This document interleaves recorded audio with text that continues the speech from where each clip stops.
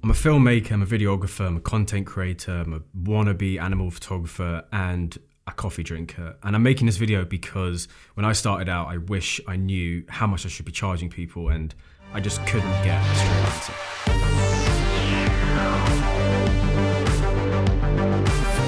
Filmmaking photography has grown significantly over the years, and yet it's still super difficult just to get an honest answer out of somebody about how much your daily rate should be, or hourly rate, or questions about usage. You know, do you charge for RAWs? These are little things which I just wish I knew when I was starting out so I can make better informed decisions. And it just seemed that every answer I was getting was something along the lines of, it depends on your situation, or it depends where you live. And I just needed to know some numbers. So I'm just going to be as upfront as I can with my experience and how much I charge. But I just want to preface this video by saying this is for beginners and people who are just a few months into the industry. I'm going to be making more videos on sort of intermediate and then advanced, and how much like a professional commercial would cost and how you sort of break that down. If there's any of you there that are a few years into the game, you probably have your own sort of ways of pricing yourself, and that's completely fine. But this is just an easy answer for somebody who was starting out. So my filming rate for a full day is £800. And then I have a £500 half day and a £150 hourly rate. The hourly rate is just because there are some clients who just want to use you super quickly for an hour, and you know, I need to kind of be compensated for the time it would take to, you know, make sure my kit's working, travel to the location, rig up all the kit. An hourly thing can really turn into a half day, and it just makes more sense to go with something like that. A full edit day can change. It could be anywhere from £500 to £600 to £700. It just depends on the amount of effects I'm going to be using, how much color grading is going to be required, if I shoot it in like a flat color profile, or am I going to be shooting it completely raw. These are sort of things that I would kind of discuss with them beforehand, but yeah, it ranges from £500 to £700. Now, it does sound like a lot, but I came up with the cost just from experiences, my demand, my target audience, which were my clients, and the amount of kit that I have, and the insurances, and the time it takes to travel. It starts to become a pretty typical cost, but I guess when you're starting out, it seems like a lot of money, and it was to me. But I just wanted to basically outline this video with how much I'm charging, and then we can have something to compare it to. As a beginner, your demand is probably going to be quite low, as will your experience, and you might not have a very big target audience or clientele at all, which is totally fine. But it's good to know, you know, where you go from here. So if you're just starting out, I will completely forget about hourly rates and daily rates. You don't yet know how long things take, so you're going to end up either overpricing yourself or just underpricing yourself, and you're going to be working way longer than you needed to. So I would just go by a per video basis. It's going to cost, you know, £150 for this video, regardless of how long it takes and what you do. As you start to develop your skills, which we'll talk about in a bit, that's when you can start breaking down a bit more of a structure. But for now, let's just have a very clean number that the client can work with. So if you're a true beginner and you live in any major city, I'm going to be charging anywhere from zero, completely free, to £150, £200 per video. I say free because, first of all, there's so many videos on this, on like working for free, and I'm not going to repeat people, but basically, you just need to build up a portfolio so you can then leverage yourself to charge. But until you have a portfolio, you're going to need to work for free, because clients are just going to be hesitant to give you money if you have nothing to prove that you're not going to go on there and waste their time. So Gary Vee does a good video on this, but I would basically just be DMing and emailing, calling, going into the local restaurants and cafes and say, I'm a videographer, want to make videos for you because I love your product, your brand, your service, whatever it is. All I need is access. You can control the timings, and check out my Instagram or website just for some examples of my work. I'm assuming that you have 1 or 2 videos that you've shot already, like from, it could be a holiday montage. It could be just some stuff that you shot at home or with friends. It really doesn't have to be very good at this point. It just has to show like you are a filmmaker or photographer, or at least, you know, you're trying to be. So I would do this to as many brands as possible that you know.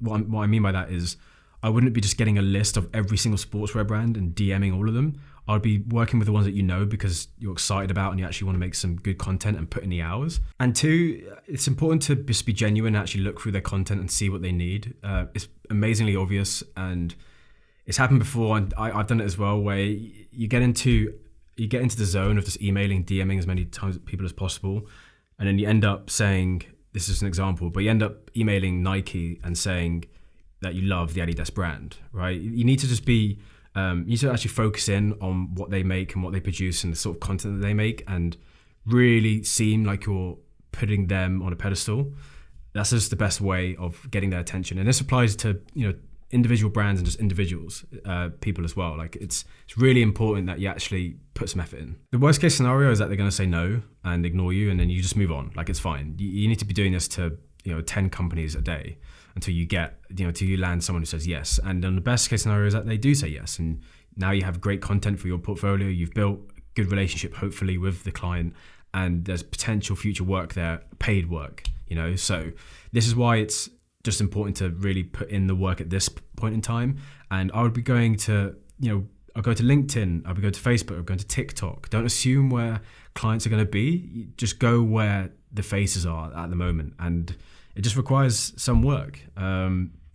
If you can't connect to a brand on Instagram, try Facebook. If you can't do that, then try and email them. But ride the line by being not annoying but persistent. There is a very fine line, and you just need to ride it. I want to jump in to myself and say, don't listen to people when they say that you're devaluing the industry by working for free, because it's complete nonsense. It's absolute BS, because I still work for free now if I want to get into a new niche. So for example, if I want to start shooting weddings and I don't have any content, like the bride and groom are going to want to see wedding content. So I can't reasonably justify a huge charge for something that they haven't even seen any examples of. It's like the same with anything. So an amazing Nike commercial isn't going to convince them that I'm going to be able to capture their first kiss or anything like that. So what I would then do is I would approach bride and grooms who want to do a wedding. They show that I have skill and I'm willing to do it for free. It's the exact same as anybody who's starting out. Like no one else is losing out because you're working for free, and hopefully you're not going to be working for free for a long time. So these small moments of working for very cheap or for free just doesn't even have any impact. Like the industry is so big, there's so much work to go around. I wouldn't be worrying yourself about that at all. Once you land the client for free, or hopefully just for like some money, you can say, usually I charge £200, £300, £400 per video, but I'm doing this because I love your brand and I love what you do. Basically just to make them feel like they're getting a lot more value out of it than you are. And it just shows like you're doing them a huge favor, but it also, and this is most important, it lays the groundwork for the future to show like, okay, well, you do actually cost money. So next time, if we are going to have a job and you like my video, it's going to cost something. It's not going to be a surprise the next time when you say, yeah, like we'll do a video, but it's going to cost £400. Like you've already laid the groundwork. It's already out there. But if you are a beginner who has a portfolio already and you've done a few jobs now, and you're charging for them, I still would be capping the videos at like £400 or £500 per video, because you probably don't have a lot of kit, which means the insurances and that sort of thing, like your general expenses aren't going to be that high at the moment. And also you might not be super confident right now of your skill set. So what you just don't want to have is the pressure looming over you that they've paid you money and something could go wrong, or that's not going to be up to their liking. It probably won't, but you just don't need to have that pressure. And going on from this, the client hasn't paid an extraordinary amount of money to expect something crazy amazing. This is the time when you can just be over delivering all the time, because your skill set would be outclassing how much you're charging. But again, you don't have the pressure of thinking that they've paid loads of money and you're not good enough. You just don't need to be having that pressure at this point in time. Also now, the filming and editing is probably going to be quite quick. So what I mean by that is, now for me, like shooting is more efficient, but it just takes longer because I take a lot longer to make sure the lighting is perfect, and I make sure the composition is just right. The editing is faster, but there's way more layers to it. So the color grading can take an entire day. There's a lot more stuff to do with After Effects. There's just a lot more I need to do to make the videos kind of reflect the amount that I'm charging. Whereas at the beginning, it's a lot more run and gun. It's a fly on the wall sort of stuff. So everything about it is just a lot quicker, and your costs should probably reflect that. So the longer you work in filmmaking, the faster you'll learn how far you have to go, just in terms of mastery, right? So filmmaking and photography take thousands of hours to master, and right now, your work probably isn't worth more than £400 or £500 per video. I didn't want to say it, but it does depend. Like there's some crazy talented people out there who just are undervaluing themselves, and they're incredible. But most of the time, for just the everyday person, it's just not worth it at this time. So as you develop your skills and you produce better work, then you can charge more money. I'm just going to jump in now to some niche examples and sort of break down how much I charged, but what was kind of the going rate at the time. So gym promotional videos or like class launches, that sort of thing, can be anywhere from 150 to 300 pounds. I remember when I started out, the supply of the amount of people that wanted to make gym videos was so high. So it was a lot easier for these students to kind of pick and choose who they want. And as a beginner, you're probably going to just be walking into a class or into a gym that is full, or they have, set out for you. You're not going to be like taking over the entire gym and rigging up loads of lighting. It's going to be like fly on the wall sort of thing. You're going to run and gun, shoot whatever's happening in front of you, turn around and edit and just give it to them. It's going to be, quick cuts, some effects, some amazing music, and then they'll move on. And the costs are probably going to be like pretty low.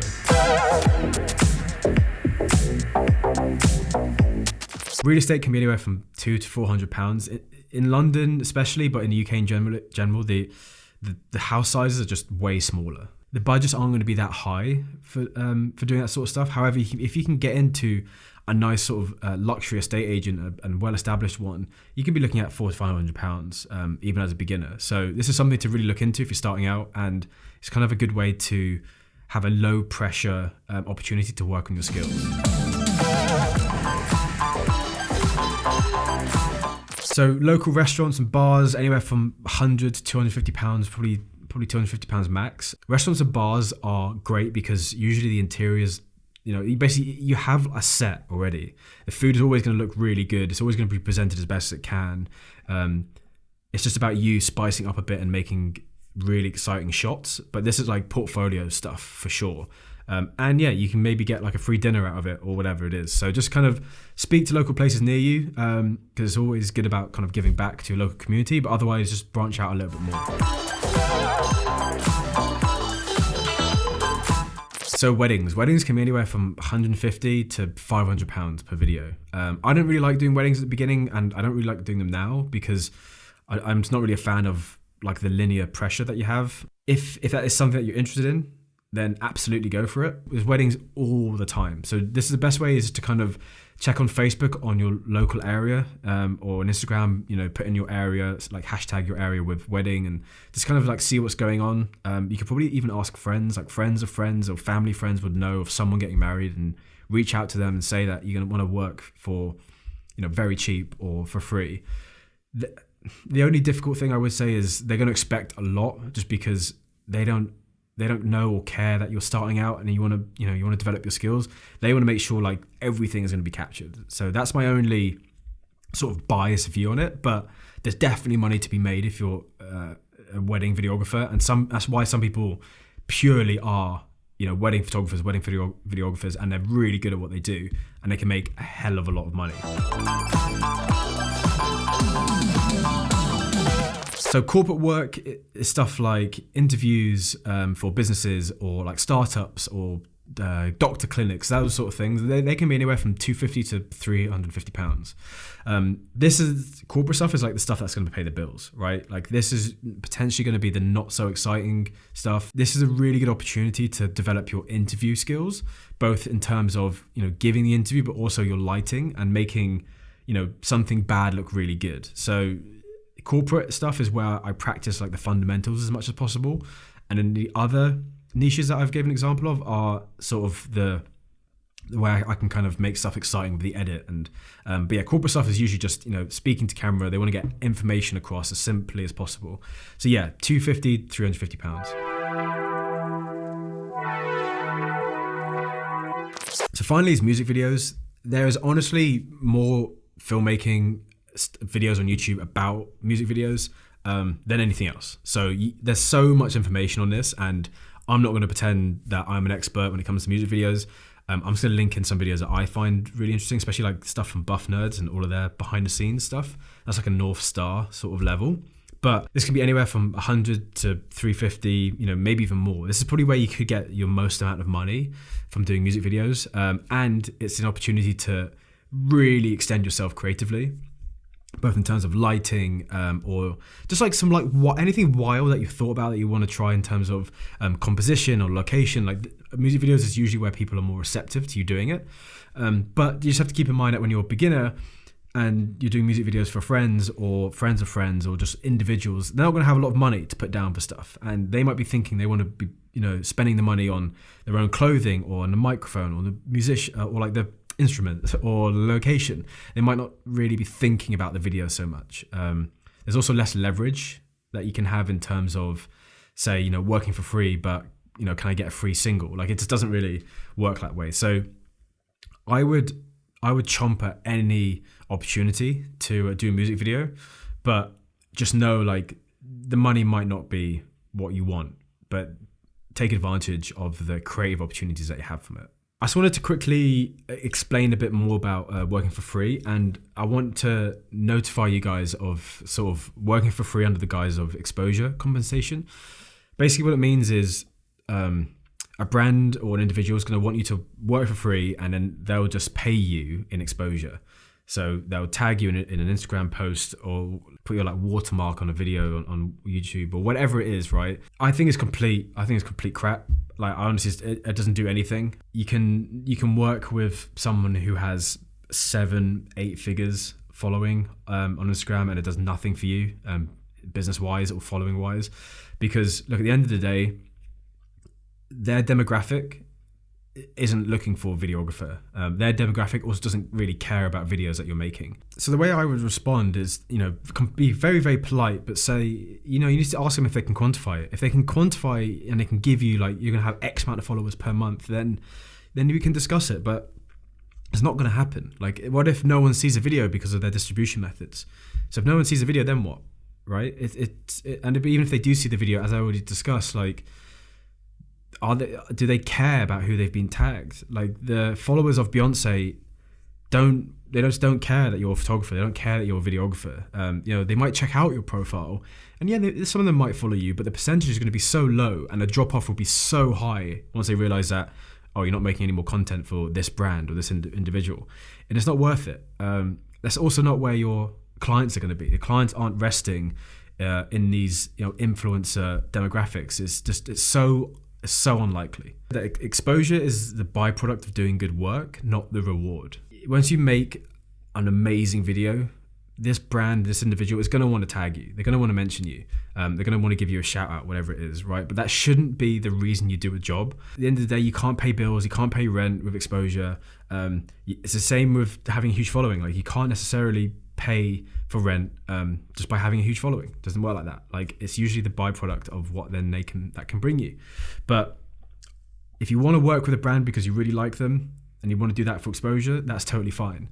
But you should work with a brand because you want to work with a brand for free, right? You want to give something to them. Don't be agreeing to work for people for exposure and expect work from it. And I also just wouldn't even be agreeing to it because I think it's just bad practice. This also goes for when a client or an individual says, we don't have a big budget this time, but it's going to be loads more work down the line, or, we can't pay you this time, there's going to be loads more work down the line. Fine, that's absolutely fine. But I would say if that is definitely the case and you're confident in that, like, let's get that in writing. Let's make up a contract and say, for the next 3 shoots, you're going to hire me and you're going to be paying me my full rate, or whatever it is. Like, you don't have to be as blunt as that, but you'll quickly see that they aren't serious when they say that, because there's just no way that they can quantify what's going to happen. The takeaway from this is just to really immerse yourself completely into filmmaking, into photography. Now is a time when it doesn't really matter the mistakes that you make, or if you get stuff wrong, or if there's bad client relationships. Like, this is the learning phase. This is where you can build the foundations for the future. I wouldn't be worrying about mistakes and things going wrong now. Hopefully you kind of get it out of your system at this point, so then when you're moving forward and then you scale, you hit the ground running. So have as much fun as possible. Film either for free or for cheap. Just film as much as you can and learn your style. Learn what you like doing, what you don't like doing. Maybe you learn that you need a partner. You need somebody to work with, or that you like going solo, or maybe that you prefer just being an editor and you want someone else to be the rock star cameraman, or vice versa. Like, this is the time when you learn all of that sort of stuff. But again, it's just most important thing is to have fun, because this is no longer your hobby. This is your career, right? As you scale, you want to still be enjoying what you're doing. You don't want it to feel like work. You want to feel like it was the first time you picked up the camera. And the only way to do that is just to have fun with what you do. Where'd you go from here, and how'd you start, charging £1,000 for a job? Well, honestly, I would just be increasing your prices every like 3 to 5 shoots. Just be increasing your prices until there's pushback. So what I don't mean is don't do a shoot and next time charge an extra £100 each time, right? I mean, charge 20, charge 50, and just slowly, as your skills as well get better and your videos you produce get better, that's when you could be increasing your prices slowly. And clients will probably be okay because they see that your work you're making is good enough. There's going to be a point where the demand will kind of taper off or disappear completely. And that's when you can start, you can roll back from there, and you can find your sweet spot about how much not so much how much you're worth, but just how much you can probably charge at the moment. You also have to keep in mind the current climate. So it's January at the time of making this video. COVID has been hitting for pretty much a year. So demand is going to be low generally. So you might have to just think about, decreasing your prices a little bit. Don't be getting cocky after a few shoots and, doubling your fees. This especially is important when it comes to existing clients. If you did a free video, then you can charge for the next time, but there's going to be a ceiling that the client expects of how much you usually charge. So for a new customer, that's when you would think, okay, I'm going to charge them an extra £50 for my day rate or whatever it is, right? But for an existing customer, you don't want to go back to them and charge them more. It's just like anything. It's like a loyalty program with like a service. So you reward your loyal customers, and you stand firm against new customers. So that's it for this video. We covered sort of beginner levels and being in the game for like a few months, that sort of thing. And the next one is more of those of you who have been in the industry for a few years now. You're charging anywhere from £500 to £1,500 jobs, and how you should be negotiating that with clients and how you land those sort of jobs. But until then, I just want to say, enjoy the process. Like, those in-between moments are going to be the most exciting part of the industry. There's going to be a time when you're scaling that you don't really have any time off. I mean, this year is different, but you usually don't have time off to kind of sit back and enjoy what you've done. You're thinking about the next job and the next one and the next one. So just enjoy those in-between moments, because that's the best part of the industry. Also, just guys, please stay safe. Be smart out there. It's super wild. Wear a mask, all that sort of stuff. I'm out for now, and I'll see you in the next one.